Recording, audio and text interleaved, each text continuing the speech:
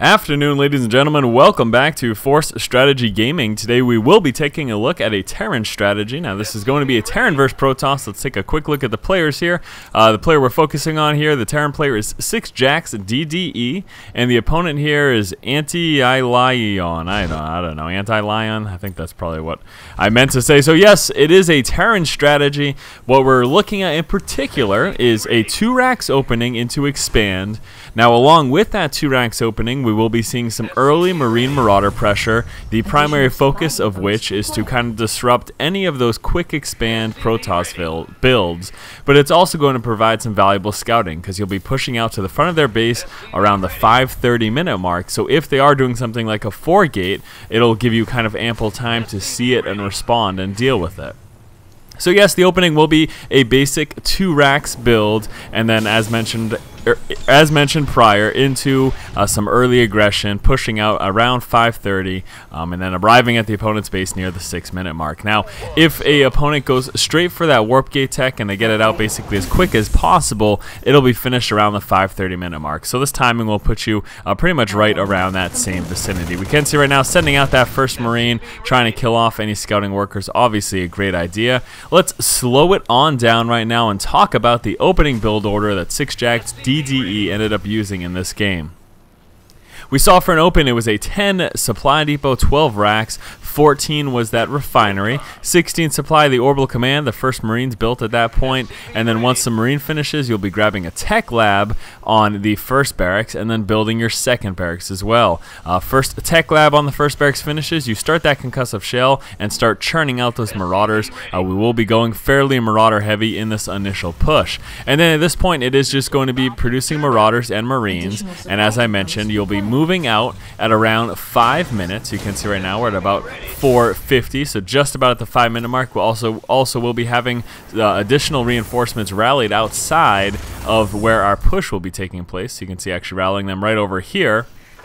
And then at the same time, once you're doing that push at about the 5-minute mark, you'll be dropping a reactor on this first initial rack. So now at this point, you'll just keep producing units and then come out with your expansion. So here we go. Something mentioned very often, expanding when you push can be very strong. Now realize the primary goal in this push here, what 6jax DDE is doing, is scouting and denying early expansions, or not so much denying as kind of trying to slow up and delay. So the quick expand builds that you typically see from a Protoss player as a Terran player are either 1, 2, or 3-gate fast expand. Things like Forge fast expands you don't really see, not really that effective against Terran, so Protoss players pretty much reserve that for exclusively Zerg. But yes, you do see 1-gate, 2-gate, and 3-gate expand builds from Protoss players, and this will do a good job of slowing it up. You can see actually they would like to have been dropped prior to this point, but a little bit later just because of this aggression that you are dropping down. So you can see over here again, even pulling just the SCV to momentarily block that from happening is a great idea. Now what we saw, 6jax DDE was a little bit outnumbered, so as a result retreating with his forces, but you know, it's not a big deal. Slightly delaying that expansion obviously puts 6jax DDE at a great advantage. Now at this point, we have that combat, we have the stim pack coming through. Concussive shell was obviously finished for that first fight. As we saw, 6jax DDE, realizing he was outnumbered, decided to pull back, but let's pull up in everyone vision. Again, you can see a big advantage right now. We have Anti-Lion only at about a third of the way finished at his nexus, and back over here, 6jax DDE now changing his command center into an Orbital Command, and he'll be transferring that over immediately after the fact, so clearly in a better position in terms of getting that expansion up. So again, yes, push out at the 5-minute mark with that initial aggression. That'll give you some great scouting and possibly even delay this expansion, which is certainly very helpful as well. From this point, here comes the basic transition. A basic unit comp against a Protoss opponent is typically going to be Marine, Marauder, Medevac, Viking, throwing some Ghost in there possibly as well. But the bulk of the army is typically Marine, Marauder, and Medevac. So coming out with additional barracks, since we are expanding, you can see worked his way up to the factory, and then once the factory finishes, you get the starport, start the reactor in the factory. You'll be doing a hot swap for some early double Medevacs, and what's going to happen at this point is once those first 2 Medevacs do come out of this reactor starport, then you'll be seeing the second push. So our first aggression here that we saw 6jax DDE do was to delay delay and scout that expansion, and then the next push is going to be with the medevacs and stim pack. Also, you should be possibly having the combat shield done as well. If once that stim pack is finished, you start that combat shield right away, and we're going to see again the double medevacs will be coming out of here for DDE. Expansion is up, getting that saturated. One more refinery will be wanted as well, and then here we go with that combat shield with the double medevac. No use for the factory. You actually do see a lot of Terran players lift this factory off and move it into the third to try to do some scouting. Just in case the Protoss player decides to go for a quick third, just sending that factory over, since you've really got no use for it, can be a good method of scouting, most certainly. So we're going to see right now the 2 medevacs just about finished, continuously been working on that those Marine and Marauders numbers, coming out with 1 more racks right now, sitting on 4, producing out of 4 barracks and a starport is pretty comfortable when you're on 2 bases. And then of course when you eventually move on to a third, you can get another 1 or 2 racks and possibly even a second starport as well. So the medevacs are out, stim pack is finished, combat shield will be finished by the time this push happens, and here comes 6 Jacks DDE for the second push. Now the reason this timing is taking place right around the 10-minute mark is with a quick expanding build, as we saw the Protoss player do. At this point in the game, he'll have 1, maybe 2 Colossus. We're going to see something right now that I really like here. 6 Jacks DDE sent in 1 stimmed Marine first, and what that did was put the Protoss player's anti-Lion, it put his army out of position, and you can see right now the Colossus is very vulnerable, and that's exactly what DDE had planned, and that's exactly what he wanted. So we're going to pick it up and play, and you can see as a result of being out of position, trying to just deal with that 1 Marine, the Colossus was very vulnerable, and DDE was able to drop that pretty much without hesitation. And that's a big advantage, most certainly. Now we're going to see he actually gets momentarily pushed back here because of the additional warpins of anti-Lion, but not a big deal. The damage was dealt. Being able to get that Colossus out of position is absolutely huge. So again, what DDE did was sent in 1 stim Marine in front, and then essentially anti-Lion, seeing 1 stim Marine, he's like, oh, okay, I'll grab my army, I'll attack this Marine, and then leaves the Colossus vulnerable in that particular position.